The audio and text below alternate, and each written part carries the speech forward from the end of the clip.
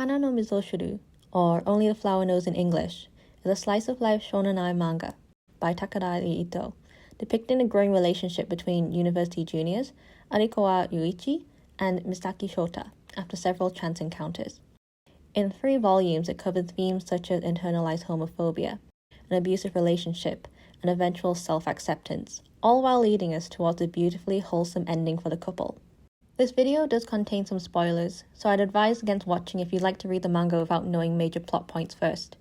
And if you are planning to read it, do note that there are some intimate scenes in the series. Having been published around 10 years ago, which is not too far from the time that I first read it, you may be wondering why I've suddenly decided to talk about this manga. Well, I happened to remember it recently and reread it. Upon doing so, I realized that I still absolutely adore it, and just need to get all of my thoughts and feelings about it out there. I recall being obsessed with it for a while, to the point where I'd chat about it with my friend for hours. I'm now closer to 30 than 20, and I think I have a newfound appreciation for it, greater than I ever did before. Part of me hopes that by putting out this video, even if it flops, there'll perhaps be a tiny spotlight on this manga that I hold close to my heart, even after all these years. Let's start at the beginning. The story opens by introducing us to our protagonists. Arikawa Yoichi is a law student. He's presented as a laid-back, happy-go-lucky extrovert, whose level of intelligence is said to be a mystery. While he is clearly smart enough to have become a law student in the first place, he tends to do and say things that leave others scratching their heads. That being said, he's one of the most likable characters that I've had the pleasure of coming across in a romance, and it'll become more apparent why later. On this day, Arikawa is making his way on campus while complaining about the new hard contact lenses he's wearing, which don't seem to fit him and are causing his eyes to tear up. He meets his friend, agricultural student Ikejima, who comments on Arikawa's dwindling relationship with his girlfriend Kanami. Afterwards, they notice that another student has fallen over and dropped some plants he was carrying. Being the good guy that he is, Arikawa goes to help him, but doesn't see his face properly. Only the flower necklace hanging from his neck, which Arikawa compliments. Of course, this other student is agricultural major Misaki Shota, our second protagonist. I refer to him as such rather than the love interest because the perspective shifts throughout, and we learn about his backstory and apprehensions from his point of view. Misaki is completely different from Arikawa. He is introverted, reserved, and difficult to get close to. While he's generally polite to others, he doesn't seem to have a lot of people who would refer to him as a friend. However, rather than just being a shy character, we are soon shown that it goes deeper than that. Misaki is troubled by a person named Kawabata Satoshi, and his incessant phone calls. Through a flashback, it is also shown that he was the one who gave the flower necklace to him. Kawabata will later emerge as the story's antagonist. Arikawa later gives up on his contact lenses due to the discomfort they've been causing him, leaving him with blurred vision. At the train station, he collides with a hurrying Misaki, whose name is being called by who we can assume is Kawabata pursuing him. Only being able to remember the necklace he had seen earlier in the day, and the name Misaki but not his face, Arikawa begins to have dreams about this person whom he cannot seem to recall clearly, all the while sleeping through calls from his girlfriend Kanami. Being worried, she visits his home, only to hear him calling the name Misaki in his sleep before discovering the flower necklace that he had mistakenly picked up during the train station collision. Not knowing how to respond, Kanami wonders if they should put some distance between the two of them, especially as they already rarely see each other. The next time Arikawa meets his friend Ikejima, he happens to mention the name of a fellow student, Misaki. Of course, Arikawa thinks this person must be the one he's looking for, and he's right. Unfortunately, the way he goes about approaching him only leads to embarrassment. He ends up angering Misaki by being unable to word his thoughts properly, stating that he really likes him in his dreams in a rather muddled attempt at speaking his mind. Having been harassed by other students in the past, Misaki assumes that Arikawa is doing the same here and trying to humiliate him, prompting him to storm out. Misaki later arrives at Professor Sujimura's laboratory. The professor was a longtime friend of Misaki's late grandfather, and has taken him under his wing out of care and respect for his dear friend. Just a side note, the spin-off of this manga, Hana no Miyakode, actually gives an insight into their relationship if you're curious about them. Anyway, back to this story. Since then, Misaki has been working at the lab, helping the professor with his research and spending long hours there. Well, to his dismay, the professor has gotten a new assistant for Misaki, none other than Arikawa Yuichi. Aside from the fact that he's the same guy who just embarrassed him in front of the class, This is kind of baffling to Misaki, as surely a law student shouldn't have the time to spend his free time here. We'll just suspend our belief for a moment to let the story go ahead. He's apparently finished all his required classes anyway. From here on, we get to witness the progression of Arikawa and Misaki's relationship as they grow accustomed to being around each other. While he treats Arikawa somewhat coldly at first, Misaki gradually comes to like him, realizing that he's oddly good at the tasks he's given, and too kind for his own good. To Misaki, who has never had close friends, a conflict begins to brew inside of him. Is Arikawa kind to him because that's the type of person he is? Or is he particularly kind to him for another reason? And if it is that reason, would it be right to fall in love with him too? Because all along, Misaki has been trying to come to terms with the fact that he's only ever fallen for men, which he has been taught by society and Kawabata to believe is inherently wrong.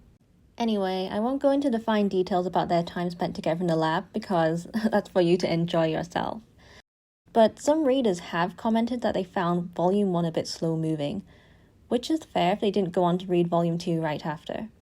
Personally, I enjoy the slow burn and gradual progression. Besides, I tend to read the entire manga at once since it isn't that long. Moving on.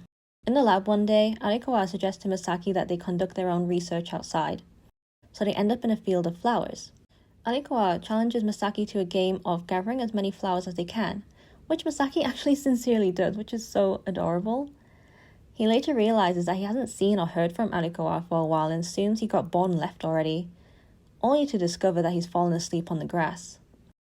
Misaki gently approaches Arikawa, trying to wake him up.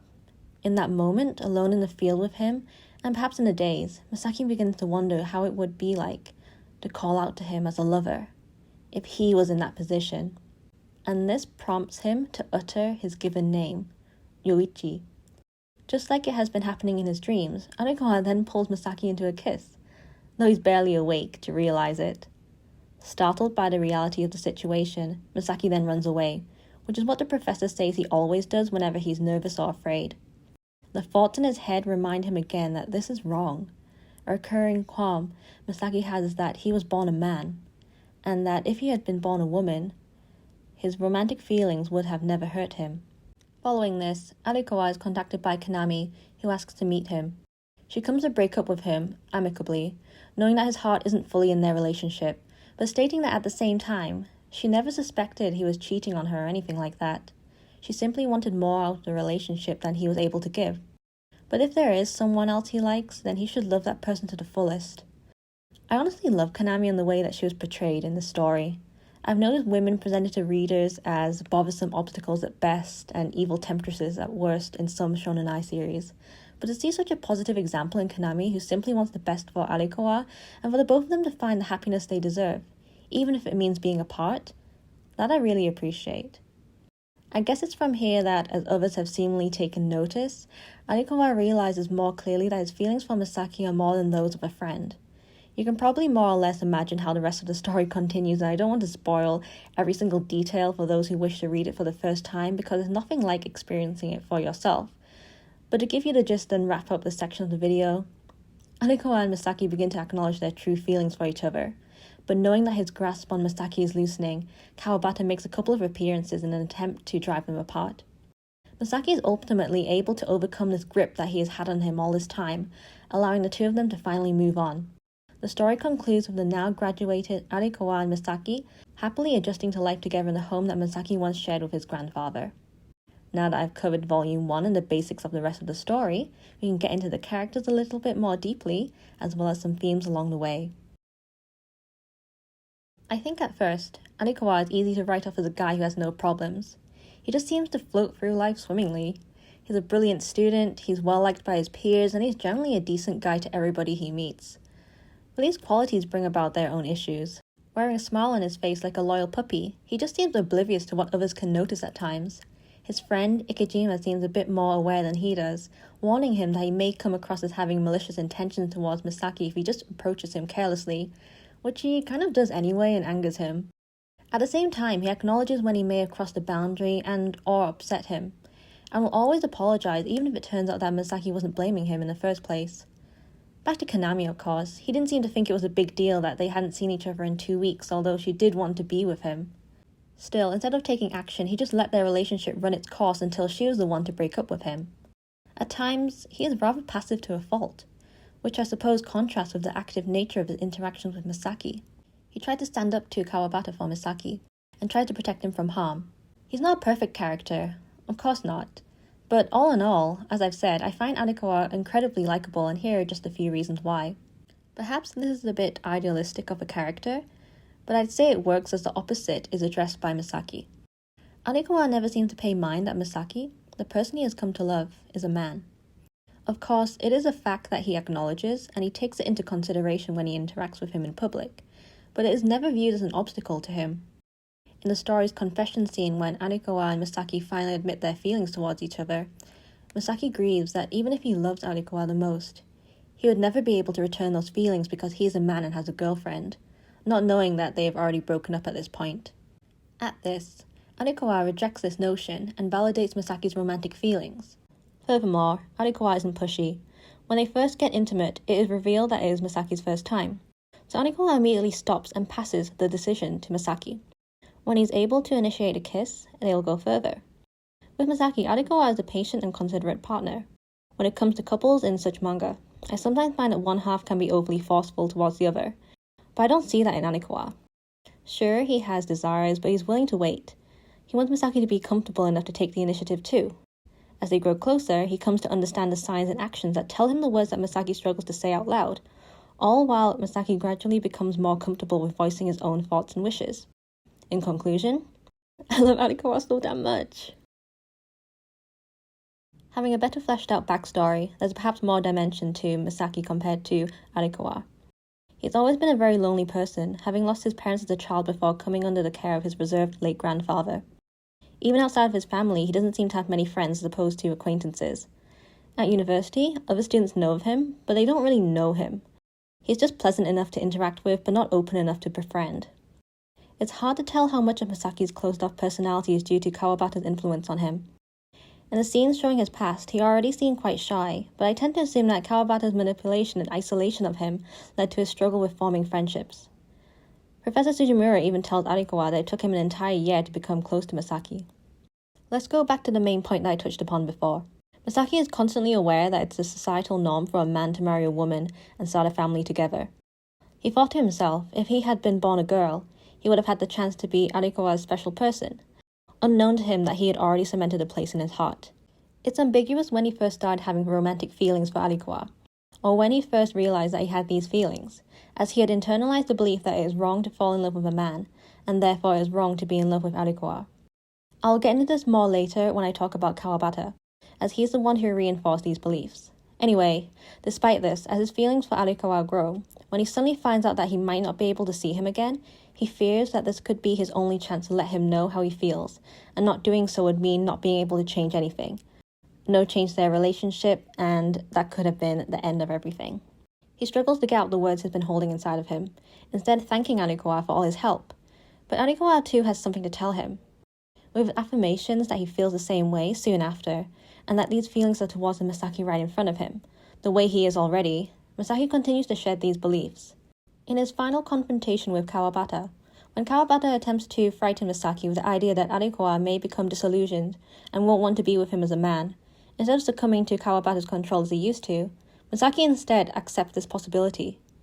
Kawabata is stunned, as Misaki tells him that if not being together is what Arikawa wants, if it would make him happy, then he's willing to accept that reality. Because to him, Arikawa being the most important person to him now means putting him first. Though he soon realizes that putting him first and allowing him what he wants really does mean the two of them being together. From accepting the love he has for Arikawa, he has also begun to find acceptance towards himself. By the end of the story, we see him being more open to expressing himself, taking the initiative, and receiving affection. When I tell you I adore Misaki, I mean it. Just a little content warning here. Approach this section with caution if you are uncomfortable with mentions of emotional manipulation, relationships involving a minor, and overall controlling behavior. Now it's time to get into our antagonist, Kawabata. Because what's a beautiful romance story without some asshole trying to get in the way of the blossoming relationship? He's a bit of a complicated character though. He doesn't exactly redeem himself by the end, being a literal abuser. But I suppose he and Misaki are both able to get the closure they were seeking. Kawabata first met Misaki when he was a university student, assisting Misaki's grandfather. Note that, at the time, Misaki was in his first year of high school. A minor. He had until this point found it difficult to get close to his grandfather, but discovered that through a shared interest in plants he could begin to know him better, as well as Kawabata. From then on, Kawabata became a tutor and older brother-like figure to Misaki. That is, until the passing of his grandfather, which led to Kawabata pretty much being the only person left who could take care of him. However, in the moment that Misaki was weeping over the loss of yet another family member, Kawabata impulsively made a move on him, only to immediately regret it. We'd been mistaken to hope that was the last of it, as Kawabata continued tutoring Misaki, and taking advantage of how he was in a position of power over him. After making another impulsive move on Misaki, this time going slightly further than before, he apparently came to his senses and backed off. Unfortunately, it got worse from then on. Kawabata soon introduced Misaki to his new girlfriend, whom we can infer he had decided to date to suppress his feelings towards Misaki, of course due to his internalized homophobia. This only confused Misaki further, as he too thought he had developed feelings towards Kawabata, and viewed this as rejection, instilling the notion that a man could not and should not love another man. Coming back to the fact that Kawabata was in a position of power here, it's all kind of messed up that he abused his role in Misaki's life, a minor who had looked up to him and depended on him for years. In this story, Kawabata is a villain indeed. The fact that he knew all along that what he was doing was wrong, yet he would not admit it or let go, only makes me loathe him more. Kawabata is everything that Arikawa isn't. While he started off as kind and caring towards Misaki, he soon became manipulative for his own selfish reasons. The necklace he gave to Misaki he refers to as his collar, and states that he's useless without it. When Misaki became a university student, he began contacting him more frequently again. This was no coincidence. He demanded his time and to know where he was and who he was with, aiming to isolate Misaki from others, not wanting anybody else to love him. He felt that his control was slipping. He is a terrible person.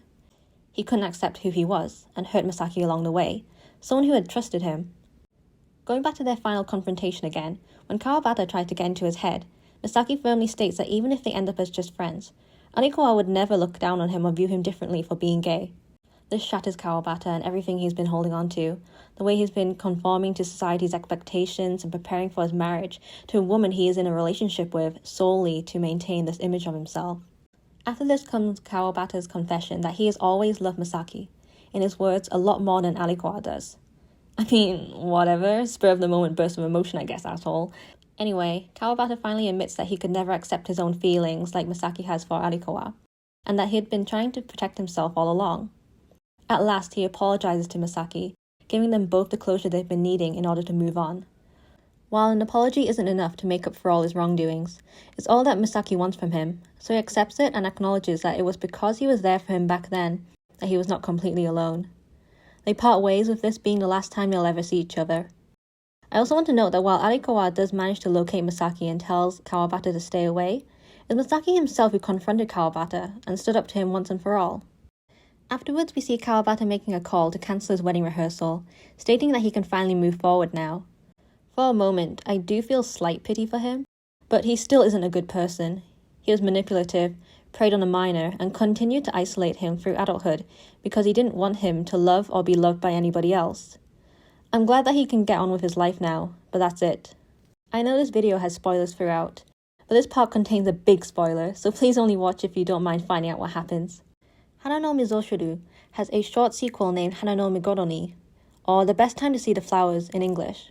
It's only 2 chapters and gives a little more insight into Arikawa and Misaki's life after graduating. The main plot line of this sequel is that Arikawa's parents have asked him to invite Misaki over to their home. As they have not yet been told about the nature of their relationship, this causes Misaki to panic, though he agrees to visit if they go as just friends. Assuming that Arikawa's parents probably want him to get married and raise a family, something they'd be proud of, he wonders if it won't be long until they separate. Long story short, at the Arikawa home, Misaki ends up having a better time than expected and enjoys being around the family. Arikawa's older sister, a stylist, has a habit of dressing up his friends in her dresses and dolling them up for fun. When Arikawa sees Misaki dressed up, he automatically comments that he looks cute, and when they are going home later, Misaki asks if Arikawa prefers that kind of appearance, that of a woman. This is when Arikawa tells him that he has never thought, even once, that it would have been better if he were a woman. Oh, and Misaki then confesses that he doesn't hate Arikawa calling him cute. In fact, when he does so, it makes him blush to no end. All that fluff aside, here is the big spoiler. The ultimate ending for the couple. The following day, Arikawa passes Misaki an envelope containing an adoption paper and ring, asking if Misaki would like to become part of his family. At present, same-sex marriage is not recognized in Japan, but Misaki being adopted into the family would make him an Arikawa. This is essentially a proposal from Arikawa, and he slides the ring onto Misaki's finger as it's revealed that he too is wearing one. Arikawa tells him that his mother, though surprised at first, likes him a lot and would be happy for him to join their family. Of course, it's not quite the same as marriage, but it's what they have come up with and it gives Misaki a family once more. From there, we can assume that they begin to refer to each other by their given names, Yoichi and Shota, and there's an extra scene about this. While deep down I wish there could be more of their story because I just cannot get enough of them, I feel that this was the perfect way to wrap up the series and I couldn't have asked for anything better. Arikawa and Misaki will remain together, and my heart has exploded an endless number of times. And if all that wasn't sweet enough already, there's also a certain extra scene in Volume 2 that I'd like to throw in here. The scene depicts Arikawa many years ago as a child playing football, or soccer, with his friends. The ball goes flying off into a sandpit, destroying a sandcastle made by a boy who's playing alone.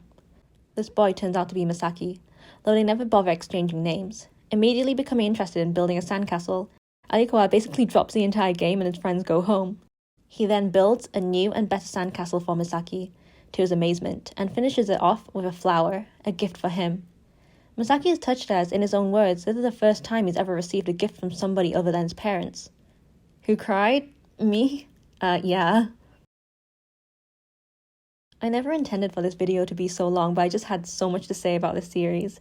It's been years since I first read it, and I still adore it as much as I did back then, if not even more now. I think at that time I didn't look at the themes of the story as critically as I do now, but being able to do so has awoken new appreciation within me. I enjoy the iconic 7 days, and well, I'm not a huge fan of 10 count, but the Hana series will always be my favourite of Takarai's works, and it will always hold a special place in my heart. The protagonists are endearing, the story is captivating, and the payoff is so worth it. What more can I say? Arikawa and Misaki got the ending that they deserved. I love them and the story so much. And if you catch me crying about it, no you didn't. Well, maybe just a little. The Hana series has been licensed for a full official English translation by June Manga, with Volume 2 set to be released later this year. With this, I truly hope that many more people will read and enjoy it as much as I do. Thank you for listening to me ramble on, and take care. By the way, sorry, just one more thing. These super cute dolls of Arikawa and Misaki are coming out this month. Yes, I pre-ordered them, and I might make a video too. Bye.